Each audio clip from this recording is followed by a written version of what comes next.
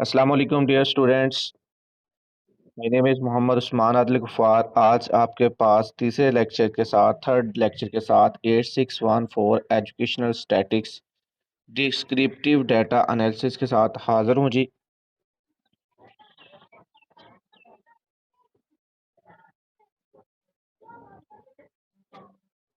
सबसे पहले हम देखेंगे major of central tendency. Any idea about major of central tendency students? शाबाश, सभी ने बताना है। मेजर ऑफ सेंट्रल टेंडेंसी का मैं मीनिंग आपको बताता चलूँ। मैयज मीन होता है मापना, सेंट्रल टेंडेंसी यानी कि हमने इसमें देखना होता है कि डाटे का जो रुझान है वो मिडल की तरफ कितना है। ठीक है, दरमियान की तरफ डाटे का रुझान कितना है, ये चीज़ हमने देखनी होती है इसमें। तो शाबाश, क्विकली जो है वो आप मुझे बता दें शाबाश कि what is major of central tendency. शाबाश, सभी ने अपने अपने आइडियाज़ बताने हैं। शाबाश डियर स्टूडेंट्स, बहुत अच्छा आपने रिप्लाई किया जी। देखते हैं measure of central tendency. An average is a single value which represent the set of data as whole. ठीक है जी, जिसमें हम सिंगल वैल्यू में होल डाटे को रिप्रेजेंट कर देते हैं। Since the average tends to lie in the centre of distribution there they are They are also called measure of central tendency. There are three methods of measuring the central tendency of any data. Number one है arithmetic mean, number two है the median, number third है the mode. सबसे पहले हम बात करते हैं arithmetic mean की. It is defined as the sum of all the observation divided by the number of observation. It is denoted by x. क्या है जी, जितनी भी डाटा हो, जितनी भी ऑब्जर्वेशन हमारे पास हो, उन सब ऑब्जर्वेशन को हम सम कर लेते हैं। सम करने के बाद उतने ही नंबर, ठीक है, नंबर समेशन डिवाइडर कर लेते हैं। जो हमारे पास आंसर आता है it is called a mean. When to use arithmetic mean? we use arithmetic mean when we require to study social, economic and commercial problem like production, price, export and import. It helps in getting average income, average price, average production, extra. ठीक है जी, कहाँ कहाँ use होती है ये? Price में, export and imported में, like production में, ठीक है, प्राइस में, एवरेज प्राइस वगैरह में। ये देखिए एक एग्जांपल मैंने मीन की आपके सामने रखी है। 5 है, 10 है, 12 है, 16 है, 8 है, 42 है, 25 है, 15 है, 10 है, 7 है। 10 फिगर्स, 10 जो ऑब्जर्वेशन है इसमें आपके सामने मौजूद हैं। इसका हमने सोल्यूशन जब फाइंड किया तो ये टोटल हमारे पास हो गया 150। तो टोटल 10 ऑब्जर्वेशन थी, 150 को हमने 10 पे डिवाइड किया तो हमारा मीन क्या आ गया? 15। नेक्स्ट है जी हमारा the median. Median is the middle most value of a set of data when the data is arranged in order of magnitude. If the number of observation is in odd form, then median is the mid value, and if the number of observation is even form, the median is the average of two middle values. देखिए dear students, एक बात यहाँ पे देखें, याद रखें कि mean में हमें डाटे को अरेंज करने की ज़रूरत नहीं होती। जैसे डाटा हो उसी को हम वैसे ही सम करके उतने नंबर्स ऑफ ऑब्जर्वेशन के ऊपर डिवाइड कर देते हैं तो हमारा मीन गिवन हो जाता है। लेकिन मीडियन में हमें, क्योंकि हमने मिडल वैल्यू देखनी होती है, तो हमें सबसे पहले डाटे को अरेंज करना पड़ता है। ठीक है, अरेंज करने के बाद अगर तो डाटा हमारा इवन ऑब्जर्वेशन में होगा, फॉर एग्जांपल 2 ऑब्जर्वेशन हो, 4 हो, 6 हो, 8 हो, 10 हो, 12 हो, ठीक है, तो फिर हम क्या करते हैं, डाटे को अरेंज करने के बाद मिडल दो वैल्यूज को लेके उनको सम करके 2 के ऊपर डिवाइड कर देते हैं। जो आंसर आए वो हमारा क्या कहलाता है? मीडियन।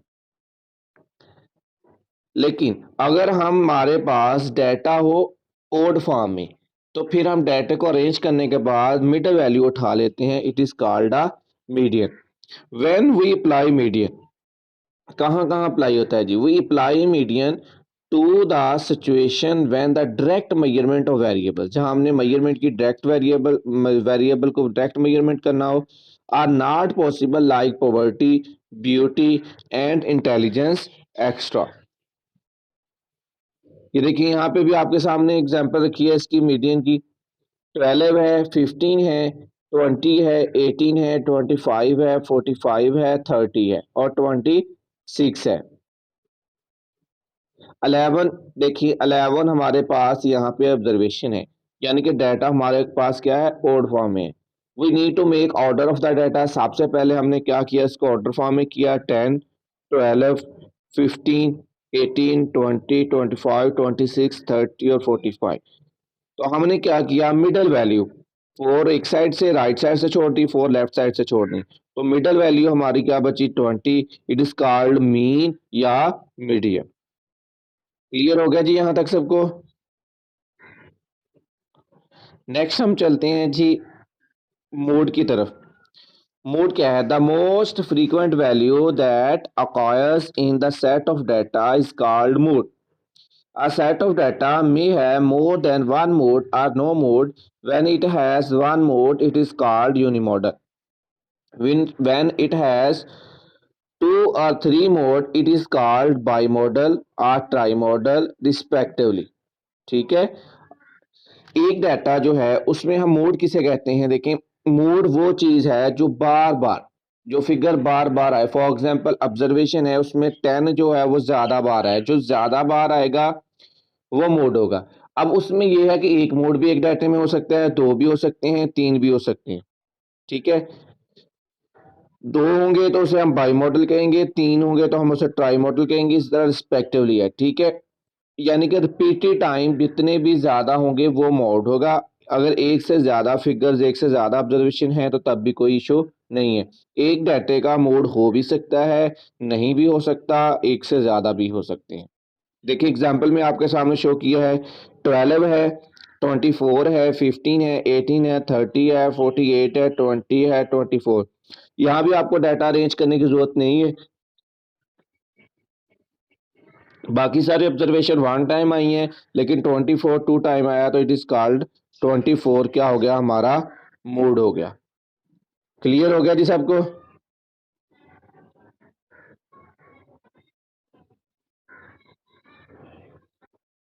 ओके जी, नेक्स्ट चलते हैं। नेक्स्ट है descriptive statics, measures of dispersion. Descriptive statics में हम देखेंगे measure of dispersion. Major of central tendency, estimate normal of central value of a data set. इसमें क्या होता है? एस्टिमेट जो हमारे पास सेंट्रल वैल्यू होती है डाटे की। While measure of dispersion are important of describing the spread of the data or its variation around a central value.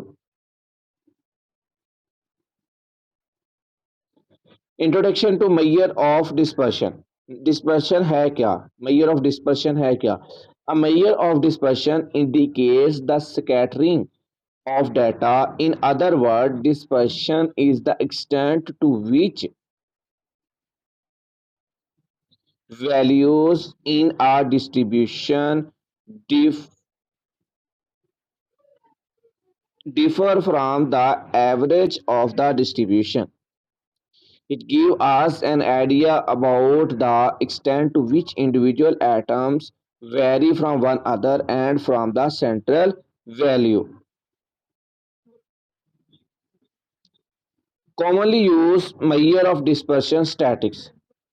Number one मैयर कहाँ होती है? रेंज में। नंबर टू कहाँ होती है? क्वार्टाइल डेविएशन में। नंबर थर्ड है एवरेज डेविएशन। ठीक है? और मीन डेविएशन। ठीक है? फोर्थ कहाँ होती है? स्टैंडर्ड डेविएशन और स्टैंडर्ड वेरिएंस या केला वेरिएंस। ठीक है? सबसे पहले बात करते हैं हम रेंज की। रेंज क्या होता है? The range is the simplest measure of spread and is the difference between the highest and lowest score. क्या है डिफरेंस देखना होता है हमने हाईएस्ट एंड लोएस्ट स्कोर में in a data set. In other words, we can say that range is the distance between large score and the smallest score in the distribution. यानी कि हमारे पास जो डाटा सेट होता है उसका जो सबसे बड़ी ऑब्जर्वेशन और सबसे लोअर ऑब्जर्वेशन इनके दरमियान हमने जो डिफरेंस चेक करना होता है it is called a range.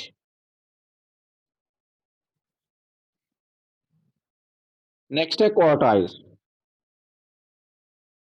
The value that divided the given set of data into four equal parts is called quartiles.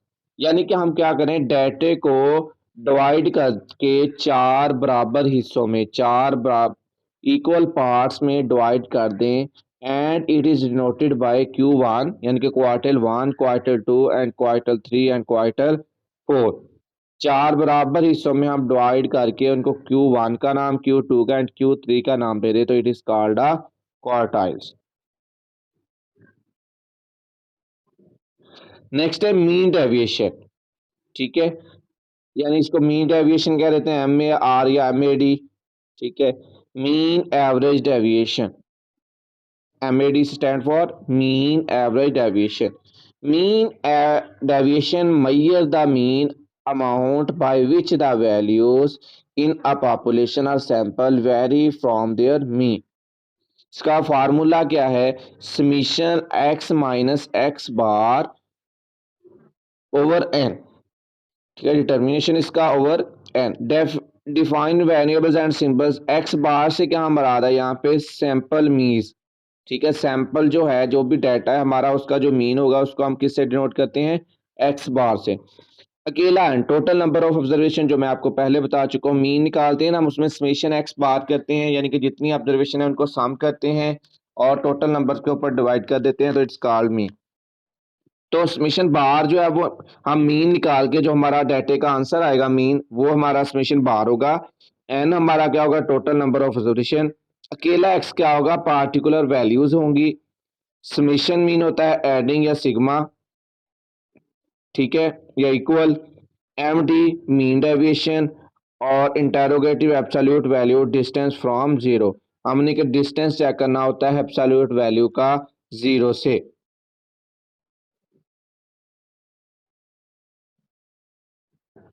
Next है standard deviation. Standard deviation is the most commonly used and the most important measure of variation. It determines whether the scores are generally near or far from the mean. इसका score जो है वो generally क्या होता है mean के करीब करीब होता है. Standard deviation is considered as the most reliable measure of variability. इसमें क्या होता है कि क्या कंसीडर करते हैं most reliable measure of variability. और दूसरा इसमें is affected by the individual value. हम देखते हैं कि इंडिविजुअल अफेक्ट वैल्यू कितना अफेक्ट कर रही है और एटम्स इन द डिस्ट्रीब्यूशन के ऊपर. फॉर एग्जांपल देखें स्टैंडर्ड डेविएशन का फार्मूला है अनग्रुप डाटे का. ठीक है ग्रुप डाटा होता है एक अनग्रुप डाटा. ग्रुप डाटे का अनग्रुप डाटे का फार्मूला है summation x minus x bar whole का square over n minus one whole का अंडर रूट. आगे जी how to calculate the standard deviation for ungroup data. Ungroup data में हम किस तरह कैलकुलेट करते हैं स्टैंडर्ड डेविएशन. सबसे पहले हम क्या करते हैं फाइंड करते हैं मीन को. मीन को आपको मैंने फाइंड करना बता दिया. उसके बाद calculate the difference between each score and the mean. ठीक है हर स्कोर का हम डिफरेंस चेक करते हैं मीन के साथ यानी कि मीन में से हर ऑब्जर्वेशन को डिवाइड करते जाते हैं तो जो डिफरेंस होता है उसको हम निकाल लेते हैं. उसके बाद scale the difference between each score. Her difference का हम स्केल लेते हैं एंड द मीन और मीन का. उसके बाद क्या करते हैं find the standard deviation. Standard deviation find की फॉर एग्जांपल 35 73 35 11 35 49 ये सारे एक साइड पे मीन है एक साइड पे फिगर है. तो मीन हमारा क्या था 35 तो उसका मीन भी क्या है हमारा 35.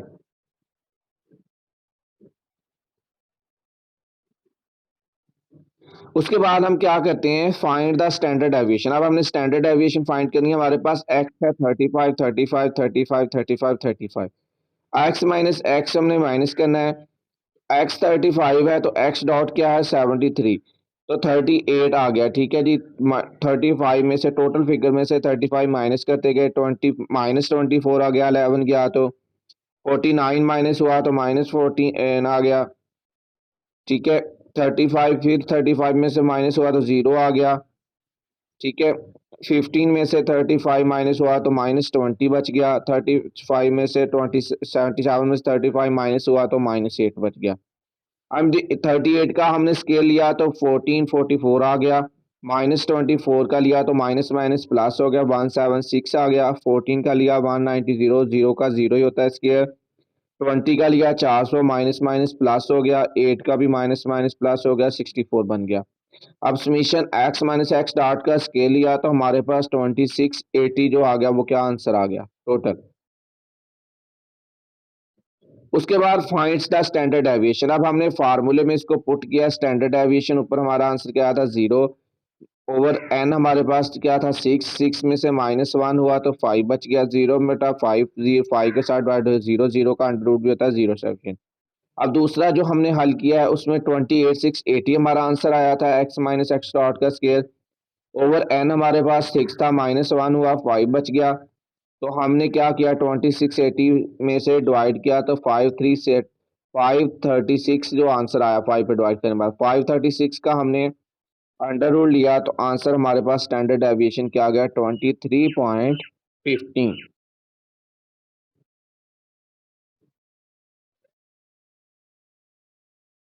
ग्रुप डाटा और अनग्रुप डाटा के बारे में आप यहाँ पे समझ लें।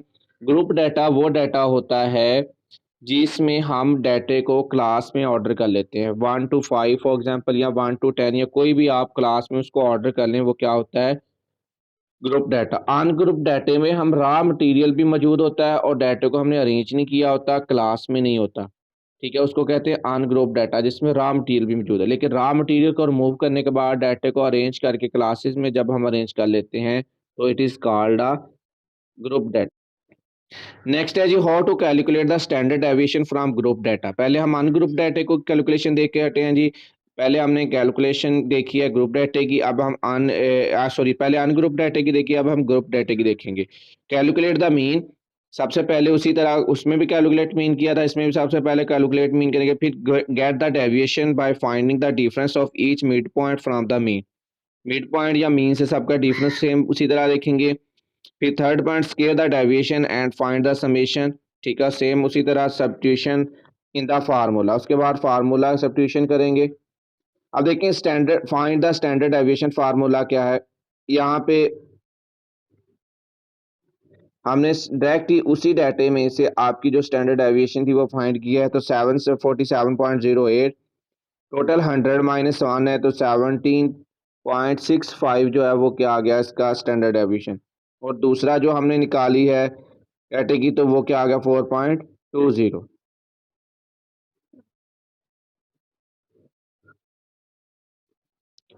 ओके जी, नेक्स्ट चलते हैं important properties of standard deviation. Standard deviation की जो इंपॉर्टेंट प्रॉपर्टीज हैं, नंबर 1 है it can not be negative, ये कभी भी नेगेटिव नहीं आएगा। ठीक है। सेकंड है it is only used to measure separate और dispersion around the mean of data set. Third है for data with almost the same mean the greater the spread the greater the standard deviation. आगे चलते हैं variance की तरफ। Variance क्या है? Variance describe how much a random variable differ from it expected value. यानी कि हम इसमें देखते हैं कि हमारा जो रैंडम वेरिएबल है वो कितना डिफर कर रहा है एक्सेप्टेड वैल्यू से, जो हमने वैल्यू एक्सेप्ट की हुई है उससे कितना डिफर कर रहा है। देखिए, is the square of the standard deviation. In short, having obtained the value of the standard deviation you can already determine the value of the variance. It follows then the similar process will be observed in calculating both standard deviation and variance. It is only the square root symbol that makes standard deviation different from variance. Variance में भी आप देखें दो चीज़ें आ जाती हैं, एक group data आ जाता है इसमें, एक अनग्रुप डाटा आ जाता है। ये अनग्रुप डाटे का फार्मूला आपके पास है, वेरिएंस को एस स्केयर के साथ डिनोट किया जाता है, summation x minus x dot का होल का square over n minus 1।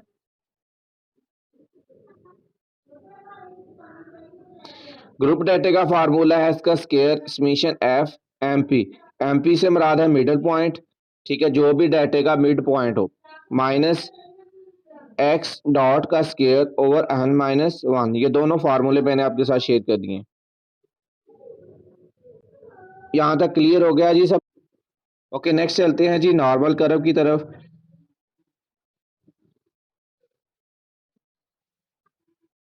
One way of presenting out how data are distributed is to plot them in a graph। ठीक है, हम नॉर्मल कर्व में क्या करते हैं, डाटा को प्रेजेंट करते हैं ग्राफ में। If the data is evenly distributed our graph will come across a curve. In static this curve is called a normal curve. Stat में से हम क्या कहते हैं, नॉर्मल कर्व। ये देखें स्टैंडर्ड नॉर्मल डिस्ट्रीब्यूशन आपके सामने की शो, एक साइड पे नेगेटिव है, लेफ्ट साइड पे नेगेटिव पॉइंट है और राइट साइड पे 1 2 3 पॉजिटिव है। ठीक है, मीन शो कर दिया डाटे का 99% ग्रेटर देन, ठीक है, ये जेड स्कोर है, तो सारा ये मीन नॉर्मल कर्व में आपके सामने शो किया हुआ है। नेक्स्ट चलते हैं स्क्यूनेस की तरफ। ये कल भी हमने पढ़े थे, सेकंड लेक्चर में भी थे। Skewness tell us about the amount and direction of the variation. Skewness क्या करती है, हमें अमाउंट एंड डायरेक्शन बताती है ऑफ द वेरिएशन की of the data set. It is a measure of symmetry even as a distribution or data set is symmetric if it looks the same to the left and the right of the central point। आ गया kurtosis. Kurtosis is a parameter that describe the shape of variation, describe करता है shape of variation को।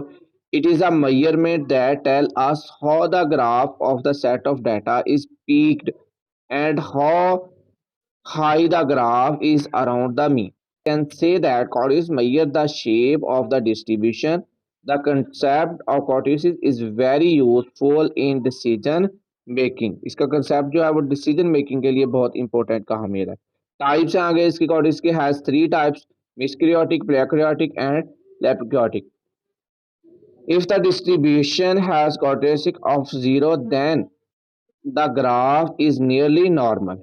अगर तो आपकी कॉर्टिक 0 आती है तो इसका मतलब है कि ग्राफ नियर है नॉर्मल के। This nearly normal distribution is called mesokurtic. If the distribution has negative kurtosis, अगर आपकी डिस्ट्रीब्यूशन नेगेटिव में जाती है तो is called a platykurtic. If the distribution has positive kurtosis, अगर आपकी डिस्ट्रीब्यूशन पॉजिटिव है तो it is called a leptokurtic. ये टाइप्स आपके सामने शो किए हैं इसकी ग्राफ की शक्ल में, देखें। पहली है लेप्टोक्रियोटिक, दूसरी है मेसोक्रियोटिक, थर्ड है प्लेक्रियोटिक। नेक्स्ट है हमारे पास coefficient of variation. The coefficient of variation is another useful static for measuring dispersion of a data set। ठीक है, इसमें भी हम डिस्पर्शन को मेजर करते हैं डाटा सेट की। ये था जी आज का हमारा लेक्चर। इसके हवाले से किसी का भी कोई क्वेश्चन है तो वो मुझसे क्विकली पूछ सकता है। जी डियर स्टूडेंट्स, कोई भी क्वेश्चन हो तो आप कमेंट्स बॉक्स में जाके हमसे ये पूछ सकते हैं जी। कमेंट्स बॉक्स में आप अपना क्वेश्चन पेश कर सकते हैं, इंशाल्लाह ताला उसका आंसर आपको मिल जाएगा। ये आज लेक्चर नंबर 3 था जी। मज़ीद लेक्चर्स के लिए हमारे यूट्यूब चैनल उस्मान आदिल 786 को सब्सक्राइब करें, लाइक करें और अपने फ्रेंड्स के साथ शेयर करें। कल इंशाअल्लाह ताला यूनिट नंबर 4 का लेक्चर आपके साथ शेयर किया जाएगा। तब तक के लिए दुआ में याद रखिएगा। अल्लाह हाफिज़।